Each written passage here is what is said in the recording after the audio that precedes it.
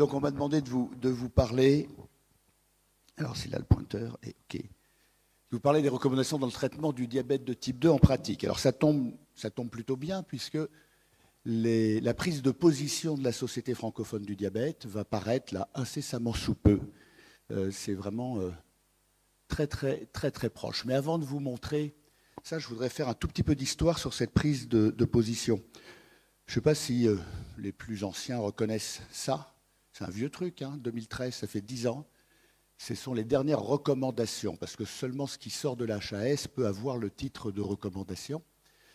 C'était en janvier 2013 qu'on les avait eus. Ça faisait à peu près 5 ans que le groupe de travail de la HAS travaillait dessus. C'est-à-dire qu'ils y étaient depuis 2008.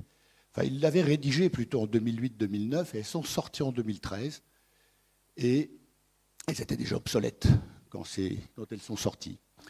Et on attend tous les ans les nouvelles recommandations de la HAS. Alors il semblerait que ça va venir pour janvier 2014. Je ne sais pas si certains d'entre vous ont été relecteurs. Là, j'ai été sollicité, mais pour l'instant, je n'ai rien reçu. Donc, bon, je n'ai pas encore vu. Mais toujours est-il que la Société francophone du diabète en a eu un peu marre d'attendre ces recommandations. Et finalement, à chaque fois qu'on devait s'appuyer sur des recommandations, c'était celle de 2013 qui s'imposait, alors qu'il n'y a pas du tout, bien entendu, les nouvelles molécules, et puis plein d'indications qui ont changé. Donc, le président de l'époque, qui était Pierre Fontaine, a décidé en 2017 de rédiger une prise de position de la Société francophone du diabète, et en s'engageant à ce que le groupe de travail, qui évolue au fil du temps, réactualise cette prise de position tous les 2 ans. Donc voilà, ça c'est le groupe de travail de cette année, de 2021. Alors j'entoure Patrice Darmon parce qu'il fait un travail depuis le début, un travail de synthèse et d'animation de ce groupe qui est absolument formidable. Il est tellement formidable ce gars que je me suis dit il pourrait être ici. Ouais, c'est dire. Et voilà, vous connaissez certains noms, donc certains qui sont un peu depuis le début, puis bon, ça change et des gens nouveaux. Alors, tu as parlé du site de la SFD, Saïd. Normalement, vous devriez les trouver. Ce sera peut-être la semaine prochaine, incessamment sous peu. Donc, je vous engage à aller sur le site de la SFD. Vous avez l'adresse en haut. Normalement, vous devriez le trouver directement sur l'écran d'accueil, actualité. Sinon, vous allez sur référentiel. Donc, si vous ne le trouvez pas là, en haut d'affiche, c'est qu'il n'est pas encore paru, mais ça va vraiment être incessamment sous peu dans la revue MMM. Alors, je ne vais pas, bien entendu, vous montrer tous les avis, c'est rédigé sous forme d'avis, une bonne vingtaine, une trentaine d'avis, je ne sais plus. Je ne vais bien entendu pas tous vous les montrer parce que tous les 2 ans, tout ne change pas non plus. Je vais me focaliser sur certains points qui me paraissent être intéressants et les discuter avec vous. Alors le premier, on en a déjà aussi un petit peu parlé, c'est, vous savez que quand on voit un patient, une des premières choses à faire, qui a un diabète de type 2, c'est de voir avec lui quels sont ses objectifs d'hémoglobine glyquée en fonction du profil de patient.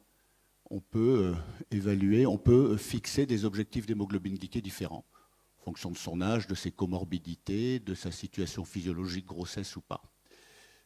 Donc ça, c'est fondé sur le dosage de l'hémoglobine glyquée, moins de 6,5, moins de 7, moins de 8, moins de 9, selon les situations. Maintenant, on a, on en a parlé hier, Saïd en a parlé encore, on a la possibilité, on aura de plus en plus de possibilités en soins primaires de se reposer sur les nouveaux critères d'évaluation de l'équilibre d'un diabète à partir de la mesure continue du glucose, et ça va envahir la médecine libérale, les soins primaires, puisque le freestyle libre peut maintenant être prescrit à un patient qui a un diabète de type 2 et une seule injection par jour.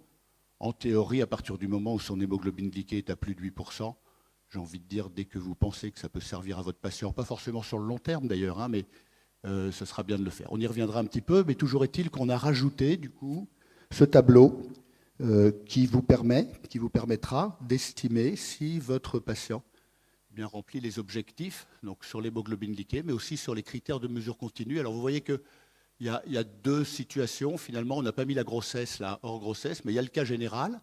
On a rappelé hier, je l'ai rappelé hier. Donc ça, c'est en gros les patients pour qui vous avez dit moins de 7% d'hémoglobine glyquée. Et puis pour les patients pour qui vous avez un objectif plus relâché, moins de 8, moins de 9%, eh bien, ce sont ces critères-là qu'il faut atteindre. Donc voilà ce qui a été rajouté concernant l'évaluation du traitement. Il y a aussi quelque chose qui a été introduit, alors peut-être en 2019, je crois, ce sont les règles d'arrêt du traitement. C'est-à-dire que traditionnellement, en diabétologie, les mesures non médicamenteuses, et puis ensuite on mettait la metformine, si ça ne suffisait pas, on mettait un deuxième, puis un troisième, voire un quatrième, l'insuline. Quand on mettait l'insuline, on en enlevait en général, mais sinon on empilait. C'était vraiment la stratégie de l'empilement, alors que l'on sait maintenant qu'il y a des répondeurs et des non-répondeurs, ou des moins bons répondeurs, ou des pas répondeurs du tout, à peu près à tous les antidiabétiques. On l'a bien appris avec les agonistes du récepteur du GLP-1, aux inhibiteurs des PP4, mais probablement que c'est vrai pour tous les antidiabétiques. Donc il y a des règles d'arrêt, c'est-à-dire que si, en dehors de la metformine, mais si après les autres médicaments, inhibiteurs des PP4, agonistes du récepteur du GLP-1, inhibiteurs SGLT2, dans la situation commune, si vous n'obtenez pas à 3 et 6 mois un gain de 0,5 points d'hémoglobine glyquée et que votre patient n'est pas dans la cible de son hémoglobine glyquée, il est conseillé d'arrêter et éventuellement de changer son fusil d'épaule. Mais du coup, on va un peu plus loin cette fois-ci et on parle même de désescalade thérapeutique, c'est-à-dire chez des patients qui sont bien équilibrés, voire très bien équilibrés par rapport à l'objectif qu'ils ont et qui ont des médicaments susceptibles de donner des hypoglycémies, eh bien, on peut désescalader et enlever des médicaments, en particulier chez les personnes âgées. Donc cette notion de désescalade thérapeutique, c'est quelque chose qu'il faut prendre en compte, que les gériatres font maintenant déjà depuis bien longtemps. Pour ce qui concerne la découverte du diabète, on a là aussi modifié un peu des choses. On a diminué l'hémoglobine glyquée à partir de laquelle on peut envisager une bithérapie d'emblée. Vous voyez ici, c'est-à-dire que si l'hémoglobine glyquée, au moment de la découverte du diabète, est à plus de 8,5, à côté des mesures non médicamenteuses et de la metformine, qui reste toujours le premier antidiabétique, on peut démarrer par une bithérapie. Si on est à plus de 10%, on peut également proposer d'emblée une voire une trithérapie. Bien entendu, dans cette trithérapie, si le patient est très symptomatique ou s'il y a une perte de poids involontaire, on va inclure de l'insuline. Et voilà, c'est très commun dans ces situations-là, quand les patients sont hospitalisés en particulier, qu'on démarre par metformine, insuline basale et un agoniste du récepteur du GLP-1 à dose progressive. Donc voilà, là c'est permis maintenant, on est allé un peu plus loin. Jusqu'ici, c'était que la bithérapie. Et puis on a rajouté aussi ce point qui vient en fait de l'expérience qu'on a eue dans les études avec les agonistes du récepteur du GLP-1 très puissants, tels que le sémaglutide, chez des patients qui avaient une rétinopathie au préalable et qui n'étaient pas bien équilibrés. L'équilibre parfois brutal et important, jusqu'à 2 points d'hémoglobine glyquée, peut entraîner l'aggravation d'une rétinopathie. Donc avec les nouveaux antidiabétiques qui vont arriver, qui vont être encore plus puissants, voilà, c'est quelque chose qui a été bien signalé cette fois-ci.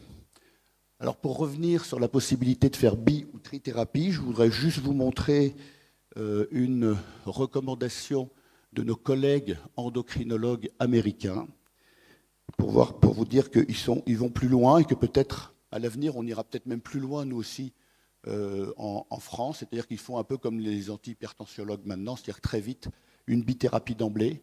Vous voyez, pardon. Ici, donc dans la situation commune qui nous intéresse pour l'instant, des patients qui n'ont pas de comorbidité, eh bien vous voyez que dès que l'hémoglobine glyquée est à 7,5, ils proposent de démarrer avec 2 agents. Et si c'est à plus de 9%, eh bien ça peut être 3 agents. Si on est à plus de 10%, là, il faut une basale avec une hyperglycémie symptomatique. On peut faire basale et agoniste du récepteur du GLP-1. Donc on s'approche de ça et probablement qu'on ira de plus en plus vers des traitements plus intensifiés dès la découverte du diabète, au-delà de la seule metformine. Alors, voyons maintenant les algorithmes, les stratégies de traitement en fonction des situations.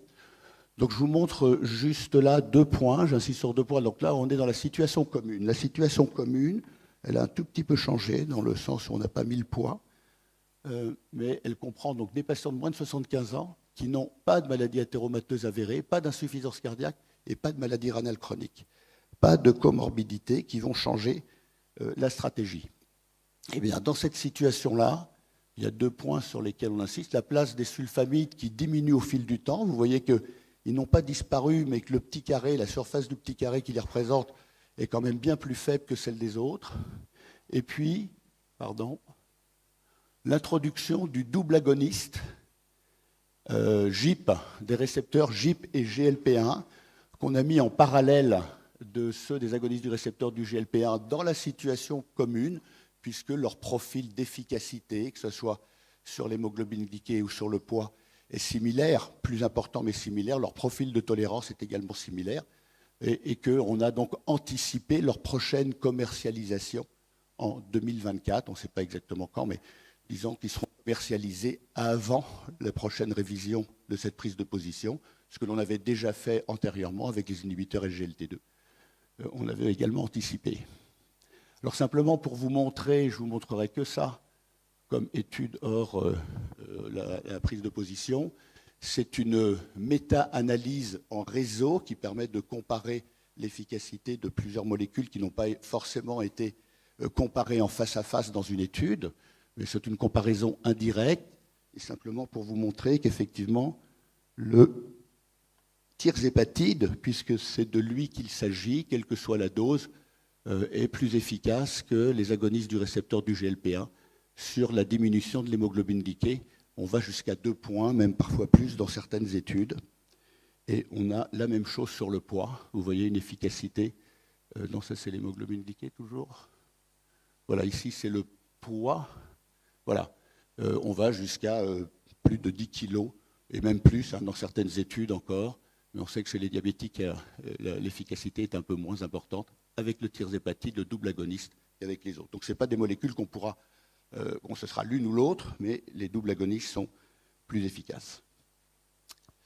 Alors, comment choisir? Parce que vous voyez que finalement, au-delà de la metformine, si on n'a pas à l'objectif individualisé, on a plusieurs possibilités. Alors, avec quelques indications qui sont ajoutées en bas de l'algorithme, mais c'est là finalement qu'intervient ce qu'on appelle la prise de décision partagée, que je préfère au terme décision médicale partagée, qui est resté là parce que c'est le terme consacré par la HAS. Dans décision médicale partagée, quand vous demandez aux gens ce que c'est, beaucoup vous répondent c'est une RCP. Alors que là, il ne s'agit pas de ça. C'est une prise de décision partagée avec le patient.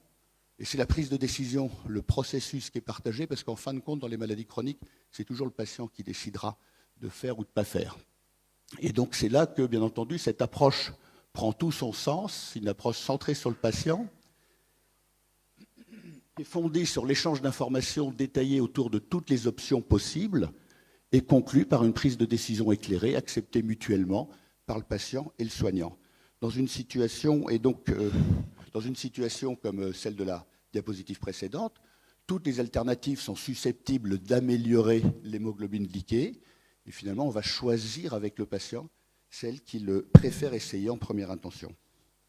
Alors, pour aider à ça, il y a des outils. Là, il y a 7 outils, donc je ne vais pas vous le détailler. C'est juste pour vous montrer que c'est finalement un outil d'aide à la décision, alors qui sert beaucoup aux soignants de soins primaires, parce que ça résume un peu les caractéristiques de toutes les familles d'antidiabétiques, mais ça doit aussi être utile pour le patient. En fait, c'est des outils qui servent à éclairer le patient pour qu'il à la décision en fonction de ses préférences. Donc c'est un outil à double entrée.